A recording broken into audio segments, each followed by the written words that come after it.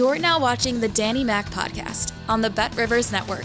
Welcome back into the Danny Mac Podcast on the BetRivers Podcast Network. I'm Dan McNeil, and I know what the calendar is. The Indy 500 is this weekend. Baseball season. Cubs fans are wondering, where's ours, Mac? Hey, quarterbacks, man. Just gave you Eric Kramer and Jim McMahon, and today a Hall of Famer, Kurt Warner, is with me. Kurt, thanks for the time, man. Looking forward to this. Oh, you got it. Happy to be on. Excited about Chicago and what the season could project to be. So, going to be a few months of waiting, but a lot of excitement building up between now and then. By proxy, I was giving you knuckle punches when I heard your commentary after the 23 season concluded, saying, time to move on from Fields. If you don't have answers, I'm paraphrasing, in 3 years, there's your answer. I didn't hear a ton of that, but Caleb Williams is the guy. What do you like about him?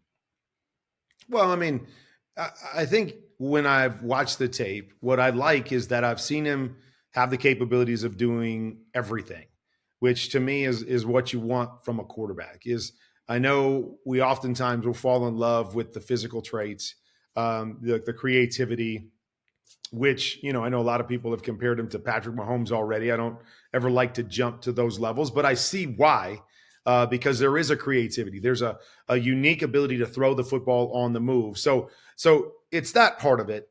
But to me, it's more, that I've seen him have the capabilities of playing inside the pocket, being patient, making big time throws down the field. And so I've seen aspects of everything I want in a quarterback. And so that's what excites me about the possibilities. Now, I need to see him be more consistent in certain areas, and it's hard because Caleb's one of those guys that his tape 2 years ago is completely different than his tape last year. So you always have to ask the question, okay, what am I getting? Who am I getting? Which Caleb Williams am I getting?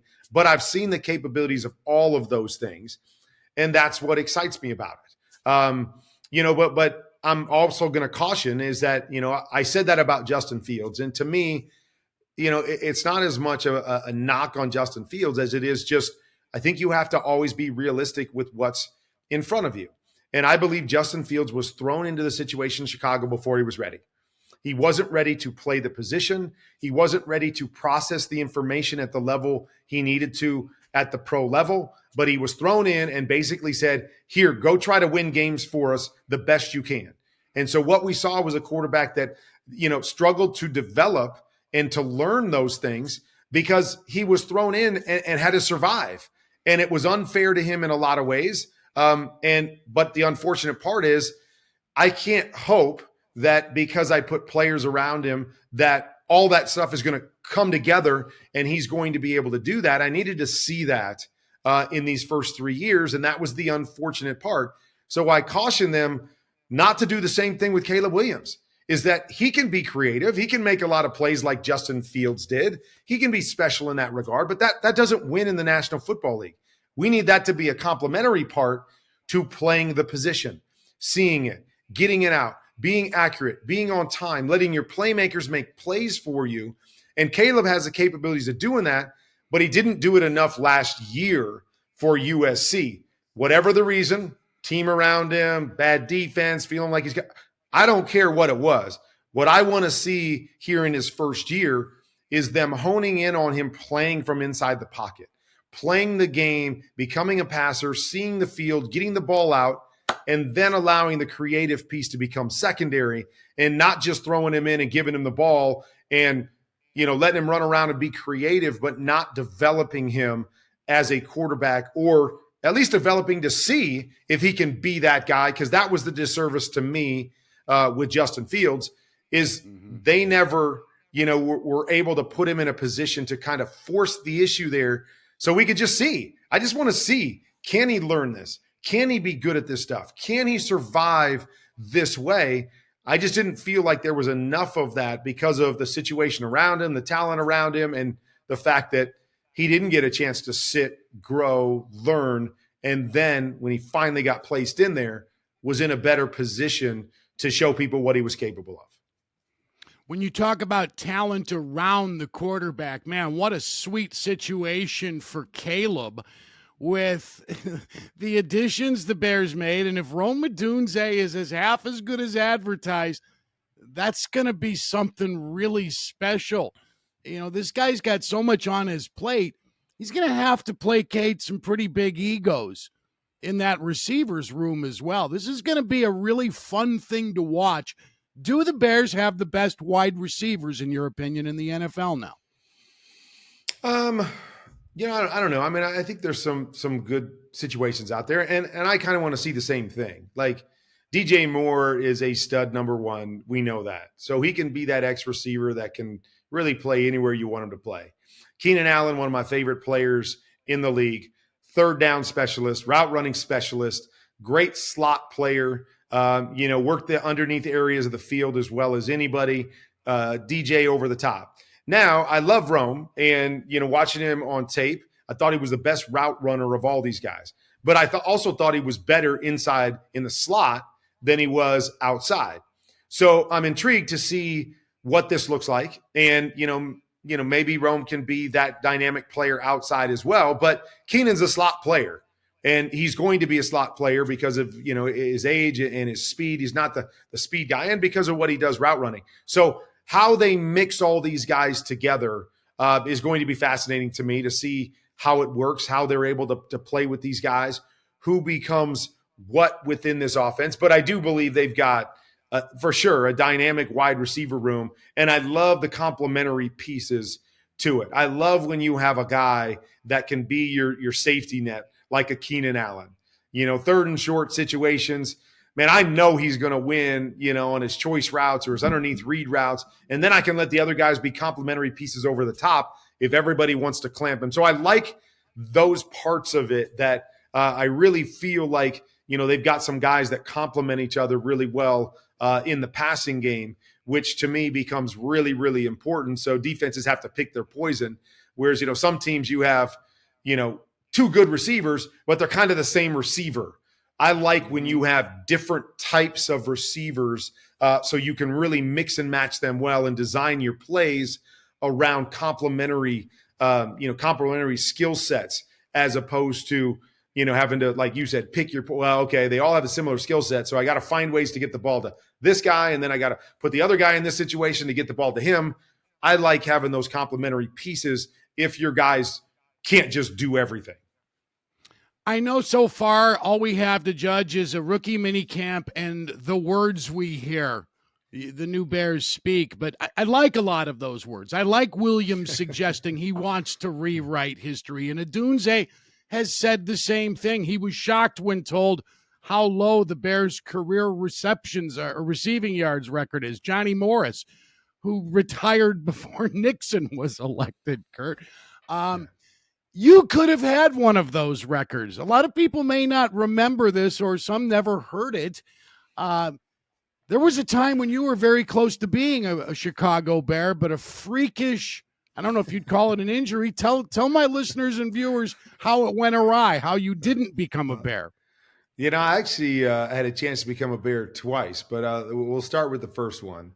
I was playing arena football for a number of years, looking forward to trying to get an opportunity to play in the NFL somewhere. And as the story goes, one of the coaches in the Arena Football League was, connected to the GM at the Bears, and he was trying to get me out of the league, which worked out in my favor. So he called up, this general manager and said, "Hey, you need to take a look at this guy."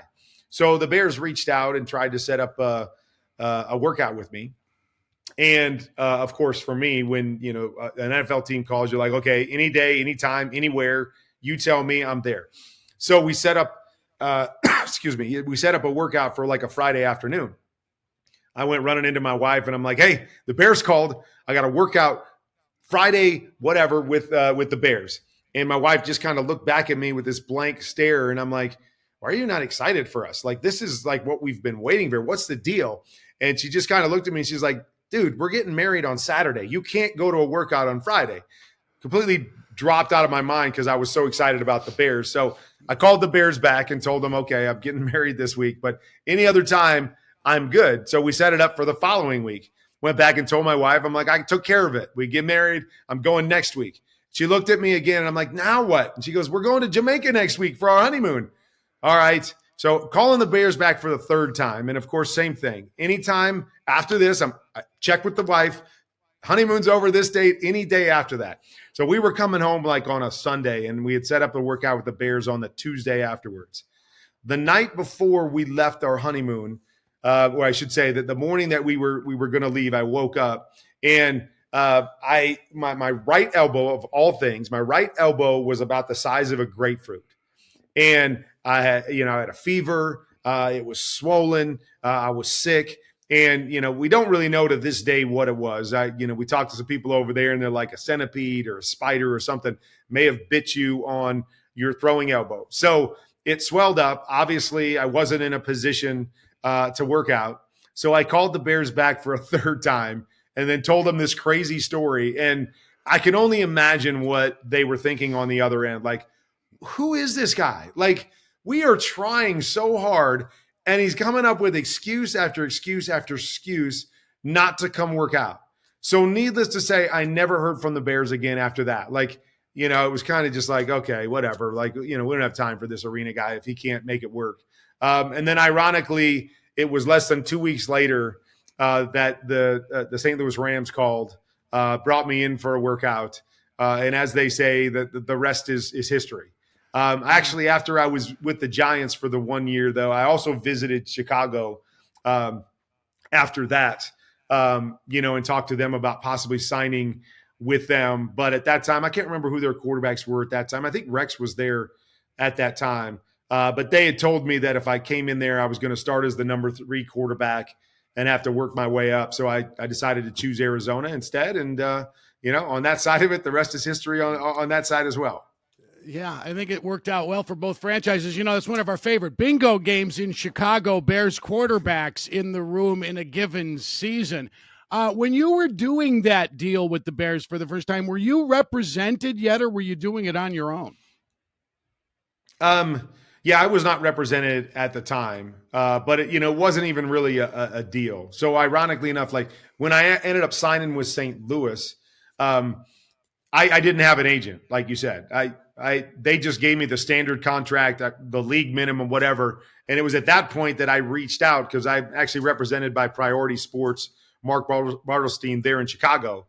But I had some connection to them through a friend of mine. And so I had contract in hand with the St. Louis Rams, and I just had to find somebody to say, hey, can you just look this over to make sure that they're not trying to pull anything on me, or this is just standard. But no, was not represented at the time by an agent, was just, trying to make calls. I was putting together videotapes on my own. I was sending them out. I was just trying to do anything to hope somebody would recognize me. Well, Bartelstein's right-hand man had your back. Rick Smith represented me at the time, and he was trying to get me out of a deal at Chicago's original all-sports station in 2000, and he put me on the pay no mind list. He said, I'm trying to negotiate Warner's new deal. I don't have time for a $200K sports yapper right now. And that deal was worth a whopping $47 million, which at the time probably seemed like all the money in the world. Now it's like a wide receiver 2 money, Kurt. I know it's amazing where the league has gone, but it's cool. I'm happy for these players. Yeah, I think all of us are a little jealous. Like, man, I wish I would have played a decade later. If I could have had my career a decade later. But like you said, I mean, to have gone from where I did to sign a $47 million contract, to have the career and success that I am more than blessed in so many different ways. I'm so grateful for the people that played before me. I'm so grateful for the time I got to play in the league. And I'm excited for these new guys. And I want all these guys to succeed and have great careers and do great things and make a lot of money and generational wealth and all that stuff. So, I try not to be one of those bitter old guys as much as I would have loved to have played in this era with the rules and the money and all of that stuff. I recognize how blessed I am to have had the journey that I've had. The bitter old guys are first-round picks. There a lot of those guys. I mean, this to be true. When you're a free agent and you're making $5.50 an hour bagging groceries, you have an appreciation for it. When you're a first-round pick, you lose perspective. I don't think there's much question about that. I have to tell you this in closing. I have a 30-year-old son who's severely autistic and not real verbal, and he has a best friend who is very verbal and very much a sports nut. And I took my son Patrick and Andrew to see the Underdog movie, and boy, was my heart warmed by how much that story meant to people like Andrew and meant to all of us who love the game of football or just the human condition, because it captured that as well. Well, thank you. I mean, the process of making the movie was a long process, and a big part of the process was making sure we got the story right. And that story being not just my story, my wife's story to some degree, our story together, and then our son Zachary's story, because so much of his journey. He was suffered a traumatic brain injury when he was 4 months old, and so to this day deals with different challenges on a daily basis. But he was such an inspiration, and he was such an underdog. And I thought that was such a beautiful part of the movie, was our relationship and how he brought me and my wife together and how he inspired me along the way because of watching, what he dealt with and the challenges that he dealt with and the love story between his mom and him and me and him. I mean, I just thought that was such a beautiful part of the movie, that it went so much beyond the football field, and it talked about relationship, and it talked about life, and it talked about how special each and every one of us are, even though our journeys are different, even though we all have different limitations. And so I love hearing that because that is one of the messages a lot of people took out of it, is that, sometimes you don't understand, the ITT, area or community that we have, those with intellectual and developmental disabilities.